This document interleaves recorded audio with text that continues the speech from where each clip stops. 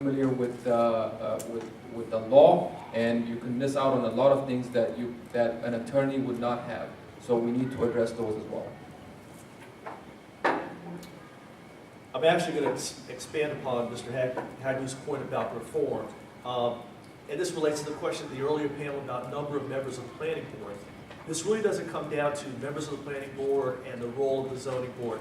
It comes down to the rules and procedures by which they do their business, and that's the Howard County zoning regulations.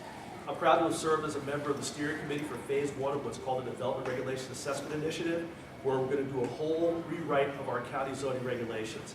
That will also include the process by which those regulations are utilized and decided upon. We need to take the zoning board out of so many zoning decisions. We do zoning on the fly through what are called ZRAs.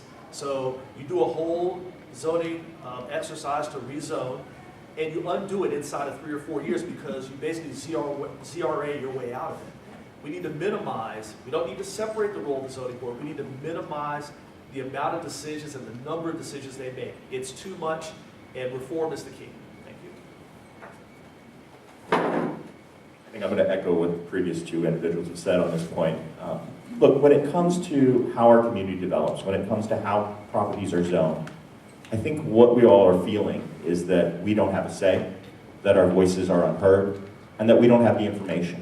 That too often the hearings are scheduled at odd times when no one can attend, that the data isn't provided in a timely manner, and that it feels like everybody's working against somebody whenever they have a disagreement as to a zoning project. And so I think with regards to the reform, obviously we need to look, as Steve indicated, with regards to changing our zoning rules, changing our zoning process, changing those things that fall within the purview of the zoning board. We also need to look at how we distribute the data. We need to look at being more open source, allowing a better distribution of data. And I think if we do those things, I think that will solve a lot of the problems rather than having to create long-term structural reform as to the nature of the body itself. Thanks. Thank you. So I also, going last is tough, but I also agree that the whole process really does need reform. Your county council person should be your advocate. They should help, their office should really help guide you in this process. It should not be so hard to figure out what's going on around the corner from you. Our county website is currently set up for developers to do their work. It is not set up for you or me or anyone in this audience to really figure out what's going on, what the summary is, and what's the process. We really need increased predictability for our residents. That has been a big concern from people from Laurel to Columbia to Savage, all over, and out to the west as well.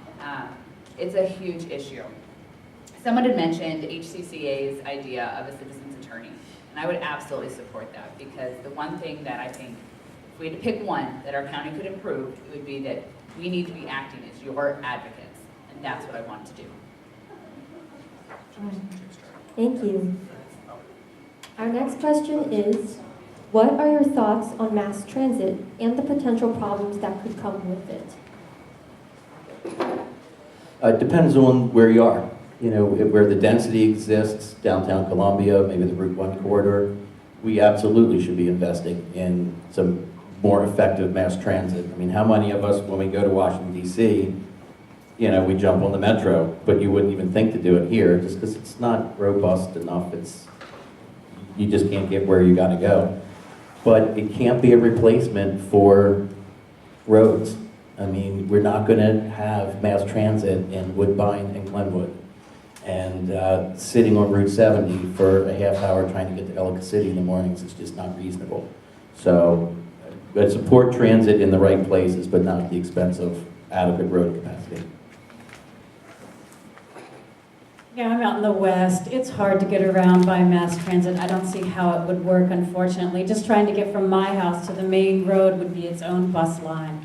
So in some parts of the county, it's just not reasonable. But in the denser parts, it is possible, and we're connected to 2 major metropolitan areas, so there should definitely be investment and infrastructure for that. I do think we also have to look beyond the current paradigm of mass transit towards what happens when we have automated vehicles. It's coming soon, and that might change the landscape for how we travel around and provide us relief and opportunities to be one of the cities of the future, counties of the future.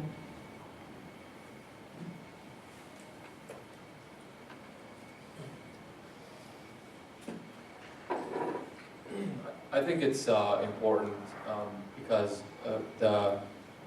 making sure that we have quality public transportation, mass transportation, it allows people with low income to commute to work, to provide for their families. I think that's, making it reliable is important.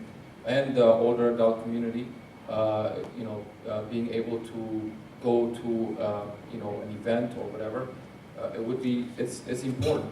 One thing I would caution though is the county currently uses these things called transit-oriented developments that are geared toward, that are painted as areas to provide mass transit, except right now they're used as a way for increased density. And so we need to be cautious when these proposals are being made, what the intent is. And so I just wanted to mention that so that this is important if we want to solve, if we want to improve public transportation. I think it's critical not only to our economic future, but our quality of life, having quality mass transportation. 3 years ago, my company was looking to relocate, and we have a high number of millennials. We were in Bethesda, we had a lot of flexibility in terms of where we would go, but the Howard County conversation lasted less than 20 seconds because of lack of mass transit and the number of millennials we have in our company.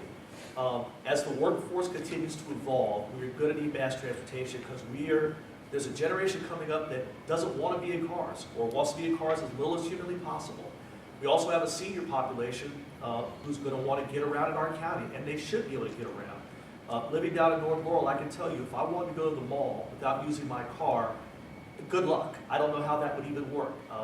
Maybe if I went to college and figured it out by something, but we need to improve our mass transportation. It needs to be better. We need to invest more in things like the regional transportation that we're in now.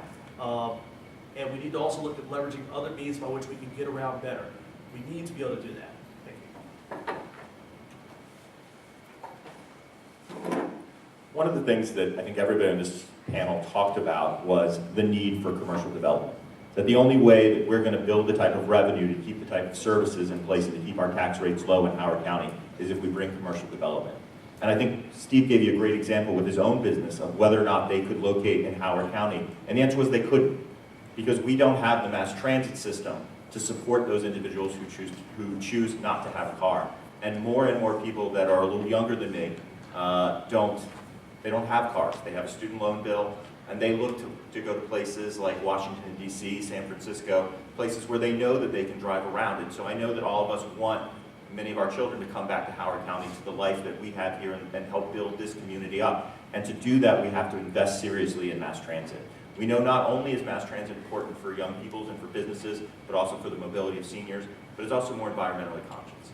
When we talk about curbing greenhouse gases, the most important thing we can do is invest in a mass transit system to make things better. Thanks. Thank you. So prior to moving back, I lived in DC and then I got a job in Baltimore. So I was commuting from DC to Baltimore, and my husband was working in DC. And eventually, you get really tired of that because it's a long way. And we looked around for where we wanted to settle. We ended up a mile from my parents, both because we love my parents and that's really important to us to be able to support them, but also because we had a split commute, which is what a lot of families do in Howard County. My husband would commute to DC and I would commute to Baltimore. We really need to focus on how we can improve our public transportation system because we do not attract choice riders, especially for our bus system. Most people do not choose to ride our bus system. They are put in a situation that requires them to ride our buses. And to really be a county of the future, we need to be able to have choice riders and a system that supports all modes of transportation. And that also includes our bikeability, our walkability, how we get around this county outside of a car.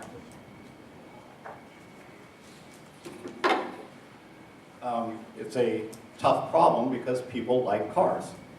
I mean, people who have the means prefer to use their own car as opposed to public transportation.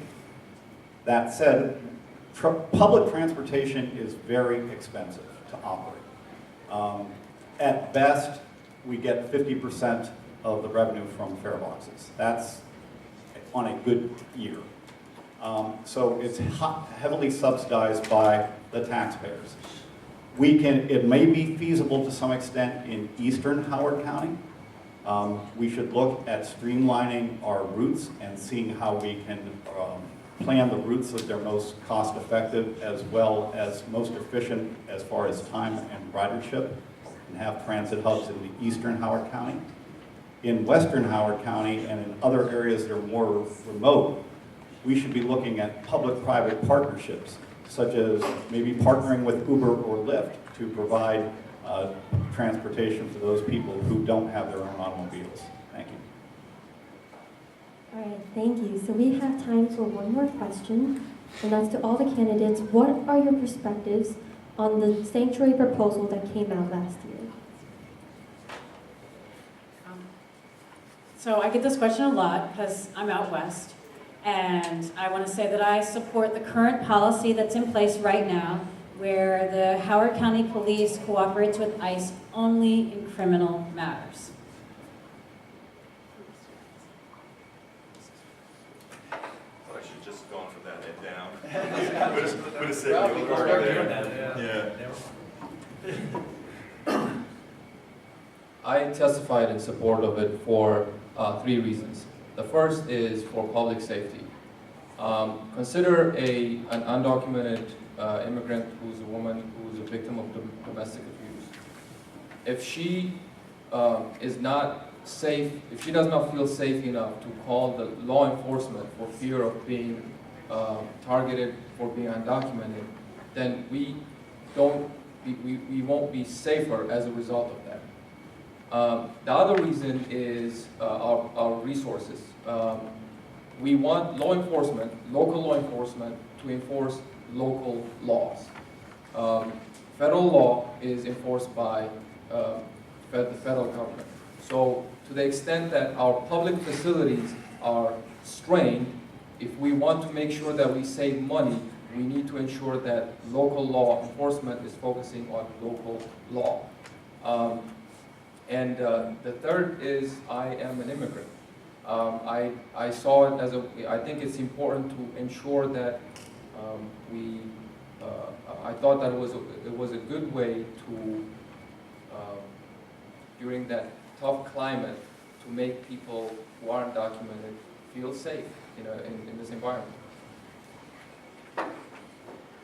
I don't think we can talk about immigration without talking about the real root cause, and that is the failure of our leaders in Washington to pass comprehensive, common sense immigration reform. There are any number of proposals out there, and they've been shut down time and time again by one side of the aisle, and that's fact. So since they're not going to lead in Washington, what can we do locally? Well, I agree with China. I think our current policy, what was codified by a memorandum of understanding, which became police policy, where they, even during the testimony, which we can all agree was pretty hard to hear sometimes as far as some of the discourse, actually said, we don't engage in mass deportation. We don't engage or execute 287G agreements, just not how we operate. So I applaud Councilman Weinstein, Fern, and others who went into this agreement, codified it, so that the police now have it in writing. I would hope that other agencies throughout the county would work with things like our Indivisible HOCO Immigration Action Team to extend it and expand it to make sure that we provide a safe community and welcoming community for our immigrant populations. So I support law enforcement trust acts, which is sort of the decoupling of immigration responsibilities from local police force. I worked for Senator Victor Ramirez when I was in Annapolis. I worked on this legislation.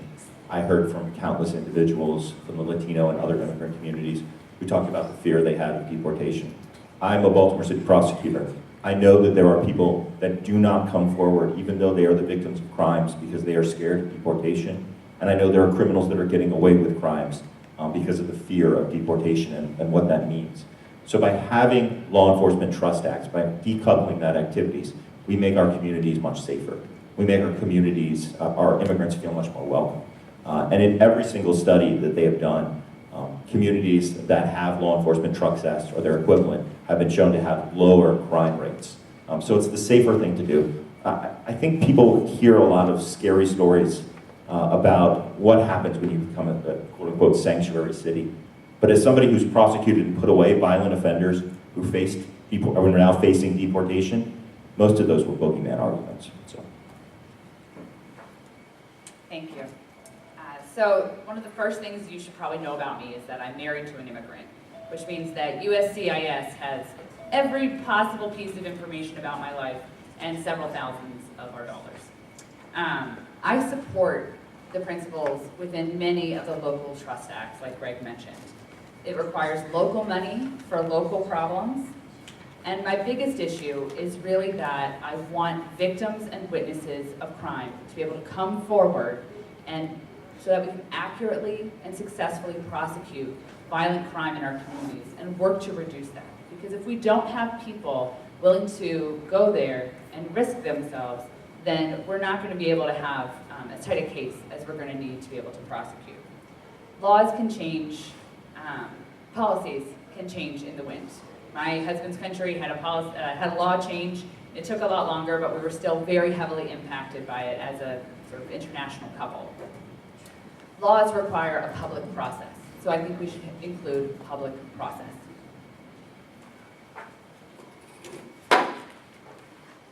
No state or county should have its own foreign policy. No state or county should have its own immigration policy. We are a nation of laws. If you don't like it, change it at the federal level. The whole idea of nullification of federal laws was settled by the Civil War. And that was an awfully messy way of trying to settle that dispute. I think it's disingenuous the way the sanctuary proponents conflate legal immigration with undocumented immigrants. They also have this boogeyman argument about how local police are going out rounding up undocumented immigrants. That is nothing further from the truth. The only thing even the much maligned 287G program does is checks the immigration status of people who are already in the local jails to see if there is an ICE detainer outstanding for them. ICE recently reported that in the last 9 months, over 240 gang members were released by sanctuary legislation, by sanctuary communities. The number 1 and 2 communities for releasing MS-13 members were Montgomery County and PG County, and that's a road that we should not try to emulate. This seems to be the issue where we're all using more than our 60-second time. I'm going to echo what Jim said, and I think that it's actually disrespectful to many of the people in this room to, every time this issue comes up, to throw legal immigrants and illegal immigrants in the same bucket. It's night and day. It's apples and oranges. Why in the world would, after all of the discussions that we've had here today about tightening budgets and not being able to find money for schools, would we want to advertise Howard County as a place where highly service-dependent people are going to come? It's just no logic. It was nothing more than a reaction to something that was happening at the federal level. It's up to the federal government to fix immigration. I don't disagree immigration's broken, but that's the job of the federal government. They need to get their act together, and Howard County is not going to have a separate immigration policy. All right, I want to thank all the candidates for answering all of our questions, and I want to give you guys an opportunity to give closing statements now. So we will keep those to 1 minute long, and out of fairness, we'll start with Mr. Hagdu again. And I was going to say, we just start on the other end. Well, thank you all for being here, for hearing, for your questions. I was born in a country that where people live their entire lives without voting in a free and fair election. And I was able to vote for the first time 4 years ago, in that year, in 2014, after earning my citizenship then. So I think that, I consider this a very important role, and it's, 4 years later, it's a privilege to be standing here and talking to you and to serve on the council. That's why also I think I owe the voter. I feel like I have a responsibility to share with you my positions, and I've done exactly that. If you go on my website, hurryhadgroup.com, I have my platform that looks at county-specific issues that you can that addresses how we can reduce developer influence in the county. Thank you. Well, thank you, Rachel. Thank you to CalPHC, HCCS, Howard Community College, and thank all of you for being here. This has been an honor to be here. Next year, we're going to be putting in place, in essence, a brand new county council, and in fact, a brand new board of education. 12 individuals who will have oversight of most, if not all, the $1.6 billion and growing operating budget, who will make some of the most important decisions we've seen made in years that will impact our county for many years to come. We have a lot of good people, both on this panel and the panel before earlier this afternoon, and they all have a passion for service. They're all in it, I believe, for the right reasons. But we need members of the council, as well as the Board of Ed, who have that passion for service and the experience to get things done. I believe my experience allows me to do that. My 10 years in public policy here in Howard County, my quarter century of experience in the private sector, I believe I'm ready to get things done starting on day one. I hope that you'll agree. My website is stevehuntforhoco.com, but please reach out to me after here, and I thank you again, and again, it's been an honor to be here. Thank you. First, I want to thank the host organization, the moderator, as well as the audience for some excellent questions. I think this was a really great discussion. And I hope that you guys sort of learned a little bit more about I think all the people who are willing to step forward. Public service, the commitment, coming out to the community, being able to take a stand on issues. These are an honor, and I think everybody up here has done a great job, and I'm honored to share the stage with them.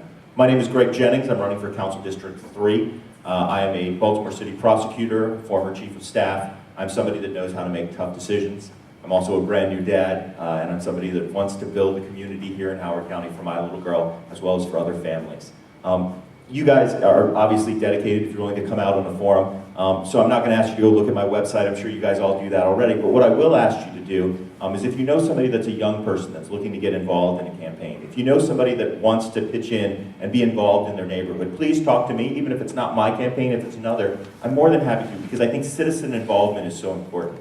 And so today I'm here asking for your vote and asking for you to help out. Thank you so much. My name is Greg Jennings. Thank you. Thank you so much, Rachel, and our host organizations, and especially our timekeepers. You did an excellent job. My name is Christiana Rigby, and I'm running to represent us on the Howard County Council. I love my community so much that I came back here, and I've been involved because community is not a spectator sport. You can't sit on the sidelines, and so I'm so glad that so many of you are here today participating. And like I said, we have so many women participating as volunteers on committees and boards, but we're not at the decision-making tables. And it's critical that we have more moms at those tables, because the saying is, if you're not at the table, you're on the menu. And I don't want us to be on the menu anymore. I'm the only candidate up here today who's been endorsed by our Howard County's teachers. And Howard County teachers believe in me because they know that I have the experience, the commitment, and the passion to do this job and to do it well. Thank you. Again, I want to thank our host for having us here this afternoon. I really enjoyed being able to hear the exchange of ideas.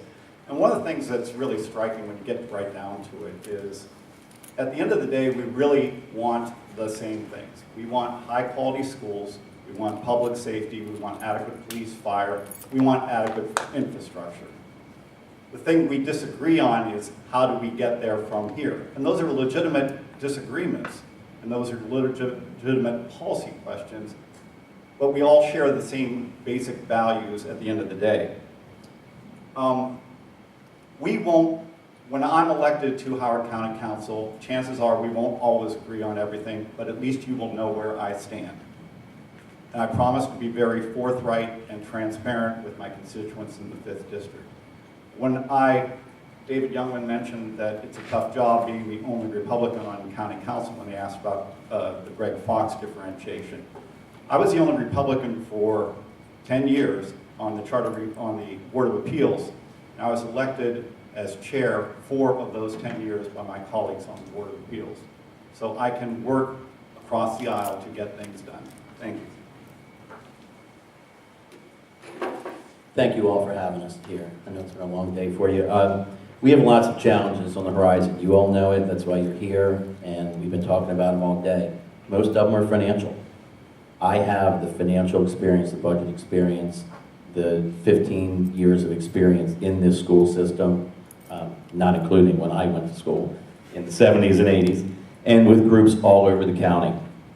I will be accessible, hands-on, and willing to sit down and roll up my sleeves and be your advocate, not just legislate from afar. Thank you all for your engagement. I know it's been a long day. You clearly care about this stuff, and I imagine that you'll vote, but start thinking about how to get to the next level. Run for office, get on some committees. Your voices are very valuable and need to turn them into power. Chow stepped up, Saif, I think, might be out in the hallway. Really get involved. Thanks. Thanks again to the organizers and to the audience. My name is China. If you have any questions, I'm on WeChat, and so reach out to me there. We can learn from the mistakes of the neighboring counties. And when the schools aren't fully funded, the community suffers. I've seen it firsthand. We must keep our focus on the schools, class sizes, keep them small, bring the kids into the buildings so that they're safe, make sure that we have the buildings that are big enough for them, and make sure that our roads can handle the traffic and the commuters that we have. Look, I've lived overseas. I know what it's like to be a newcomer, and I can understand, and I appreciate and I'm an honor to be in a place where I can raise my children with Howard County Chinese families. I appreciate the work that the Howard County Chinese families do at my kids' elementary school to bring them activities like the Chinese New Year and the International Nights, and that's a special bond that we have in this county, so thank you. Thank you to all the candidates. Can we give them just a round of applause?